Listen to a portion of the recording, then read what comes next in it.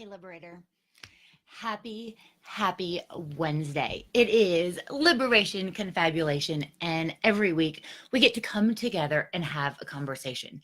So I know it's a little hard to have a conversation with someone that you may not know. So I'm going to share my story with you so you get to know me better. I'm Anna Kate, your transformation trainer, helping you liberate your awesome. And I'm going to go through and I'm going to show you and share with you my story of how I ended up here. So let's start with I think I can. It all starts right here. 5 years ago, I was diagnosed with Lyme disease, and my world as a go-getter entrepreneur was pulled out right from underneath me. So let's go back to when I started having a couple of issues. So I'm going to show you on my phone. I will post these pictures later so you can see them with a little more detail. So 2013, I competed in bikini. So I went through the process and did the diet, and the coach that I had did some damage to my body because he cut out fats for too long. And I ended up in the hospital with a pulmonary embolism when I was 27. So I'm in the hospital for 5 days over Labor Day weekend and had heparin drip, and I had to give myself shots in my belly, and I had to take heparin for a long time and go and get blood transfusions and iron IV because my blood was all a mess. So February of the following year, so about 5 months later, I ended up in the hospital with a TIA stroke. So it's a little stroke. It's a little hemiplegic migraine stroke that I experienced, and that was scary. So I thought that I was kind of having another pulmonary embolism. And half of my body went numb. My mom was actually home at the time, so I got to call her, and she took me to the ER and had to go through all of that. More medications, more things that we had to watch. So fast forward to 2014. I started training again. I wanted to compete again. I wanted to do it right. I wanted to do it healthy. For those of you that do know me, I am a health and wellness coach. And since this has happened a couple of years ago, I've added several nutritional certifications along with some group fitness and personal training certifications, because this was really a jumping board and an advocate for me, because I don't want anybody to have to go through what I went through with someone not knowing, trying to do something good. So I was sitting at a friend's house after dinner, and I couldn't breathe. Like my chest got tight, and I was taking very shallow breaths, and I didn't know what was going on. Another scare, another feeling that it was a pulmonary embolism. It felt that way. There was a sharp pain.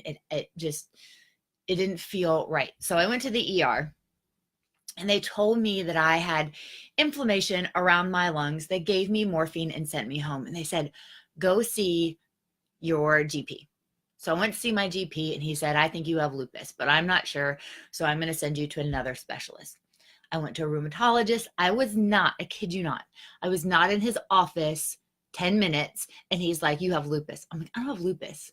Like, it's something else. He's like, no, you see, here's all of these autoimmune things, and you have lupus. And you match a couple of these, so that's what you have. Here's steroids, and that'll make you better. So that was in April, May, June, July, August, September, October, November. So 6 or 7 months in, they couldn't figure out what was wrong with me. And this is what my body was doing. The inflammation, y'all, was out of control. It was ridiculous. I went through 6 doctors. This was the week of Thanksgiving. I was actually at an event. Hey, Shane. I was at an event and I couldn't walk. So I made it from that event, drove directly to my parents' house and stayed with my parents for a week. The guy that I was dating at the time didn't even come see me, could care less. Anyway, that's old news. We're getting bad things out of our life slowly but surely. So this week, my dad had to carry me up the stairs and my mom had to wash my hair because I couldn't do it. I couldn't open a bottle of water. I couldn't stand by myself. It was bad, bad news. So I found a naturopath, had her listen to my story. She said, you have Lyme disease. And I said, no way. Like I wasn't bitten by a tick. I didn't have a bullseye. You know, when my symptoms started to present, it was summertime. So somebody would have seen something. I mean, I was wearing shorts and tank top and, you know, having all that fun. So someone would have seen something. And 20 to 30% of cases, there's no bullseye. There's no tick bite. So we do the test. I come back positive. 4 out of the 6 bands positive for Lyme disease. The CDC does not consider it an active case of Lyme disease unless you have 5 out of the 6. Didn't stop my symptoms from showing up and all the pain in the butt. So the 6 or 7 months that I was on steroids fed these little boogers. They fed this bacteria and made me absolutely worse. I was miserable. So that began the start of oral antibiotics. I was on oral antibiotics for a year and a half. It was painful. Like I was okay as long as I was sitting. I could manage. I could still do my work and the things that I needed to do. But as soon as I stood up, or if I did too much, it was game over. Game over. And I was doing all the natural things that I could and watching my diet, and just all the little pieces were coming into place. So about a year and a half into my Lyme disease story, I actually met my husband. And he's absolutely fabulous. So soon after we met, I quit the job that I was working at because I was driving an hour, and I was working 12 to 13 hour days and then driving an hour home. And I was just over it. So I left that job. And then we decided that it was time for us to get engaged. So this is the picture of the day we got engaged. We were in Park City, Utah, and he had to kind of carry me. We walked down this little embankment down by a river, and he had to kind of hold me up the entire time because I was hurting really, really bad. So we got engaged. The house that we were staying at has stairs that go like straight up. So I didn't go down the stairs that trip unless I absolutely had to. That was my life. And it sucked. And I didn't want to stay there. And so the thing that kept running through my brain and how I kind of mustered the resolve was, I have this, I'm not going to keep it. I have this, I'm not going to keep it. So we got engaged in March. In May, we took our, let's see if we can do that. We took our engagement pictures, and I felt absolutely miserable this day. Absolutely miserable. And Mark was again having to hold me up. So that was in May. And in June, I got a PICC line. So I think this picture was taken in July of me and my nephew. This pink band on my arm, whoops, right there, was my PICC line. And I had to keep it covered up because I couldn't get it wet. For 6 months, I had a PICC line and I couldn't get it wet. So when I first started my treatment, I got off of oral antibiotics. We went to something heavier called, it was still doxycycline, but the dose was different. And it came in a ball like this. It looks like a little baseball. I had a PICC line in my arm right here. So I had this, you can see part of the line, but I had the rest of the line wrapped around my arm, and it went in and ended up right by my heart, or right here. So it just dropped right in. And that was a little frustrating, but I know that I had to do it. I kind of had a miserable experience getting the PICC line put in. It itched and I didn't have a resource. There was no one to help me. There's no one, I didn't have anybody that knew what it felt like to go through what I was going through, which is why Liberate Your Awesome is here and an advocate for those that are going through chronic illness and Lyme. Like, it's just, until you know what it's like, you don't know what it's like.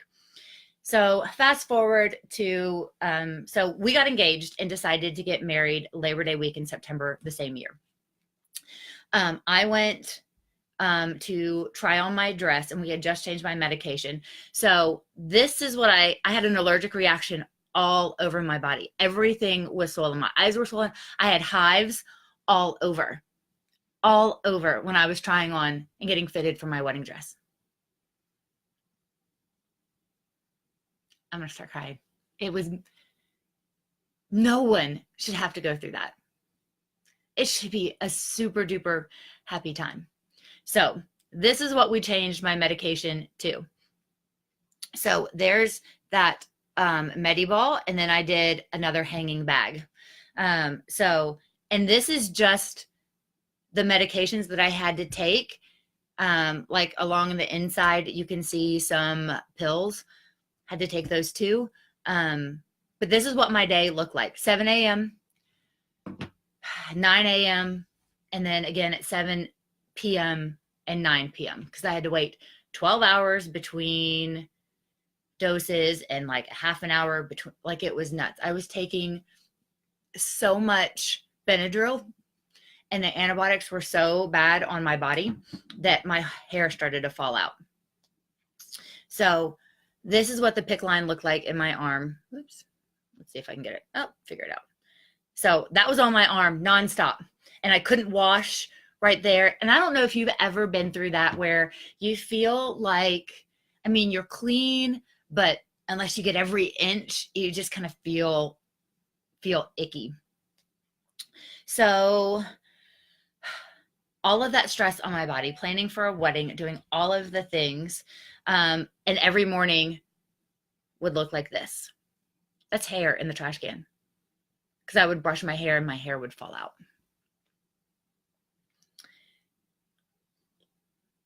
Exactly what a bride wants to happen in the months leading up to her wedding. So this is the day before our wedding. This is at our rehearsal dinner. So you can see my hair right here. My ponytail was not bigger than that. So the day that I got married, we put extensions in and did all kinds of stuff to get it to look like I had hair. And I had spent the last 2 years growing out my hair for my wedding day. I didn't, at the time I started growing it out, I didn't know when it was going to happen, but all of that work and all of that anticipation just out the drain. So, and they had shortened it for me because it was crazy.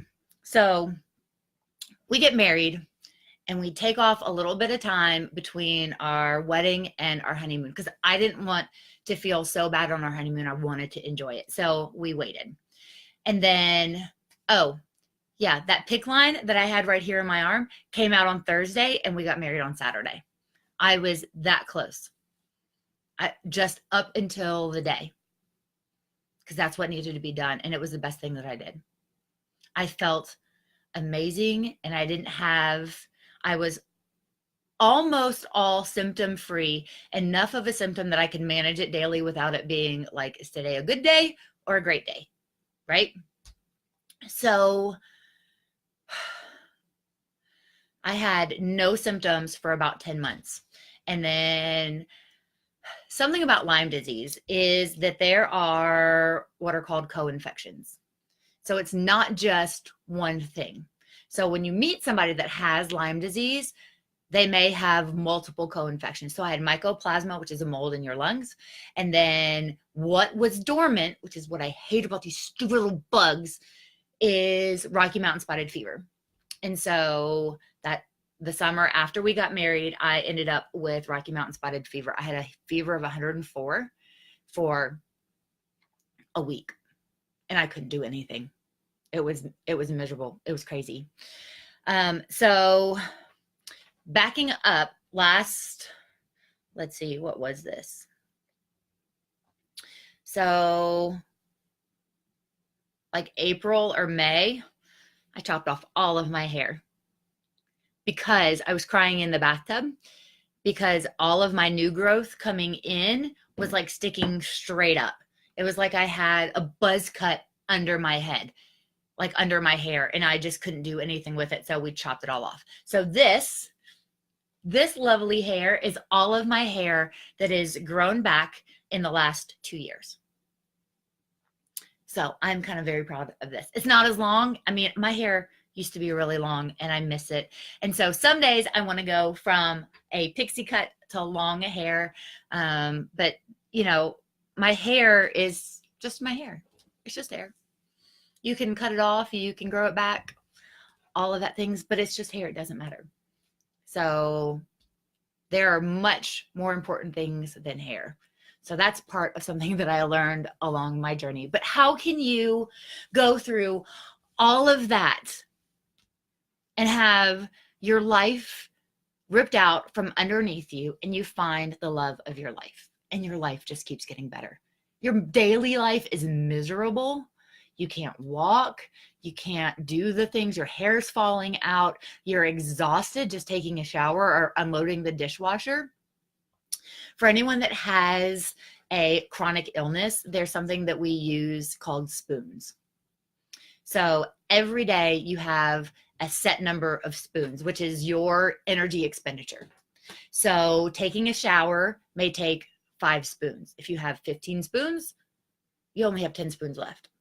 So you have to pick and choose what you do. And sometimes you have to say no. And that's just part of chronic illness, is learning your new limits. But that doesn't mean you're limited. So what are you going through? What did you go through in 2019 that was kind of like oh man, I didn't really want to go through that. That was not on my resolution list. That was not on something that I wanted to do. I wouldn't have chosen that. So think about that and think about what you learned from it.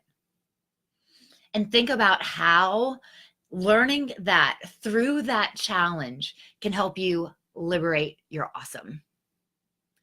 Every week, I'm going to share with you tips and tricks along the journey. I'm going to share with you experiences and things that I've learned that you don't have to learn the hard way, and you can go ahead and apply to your life.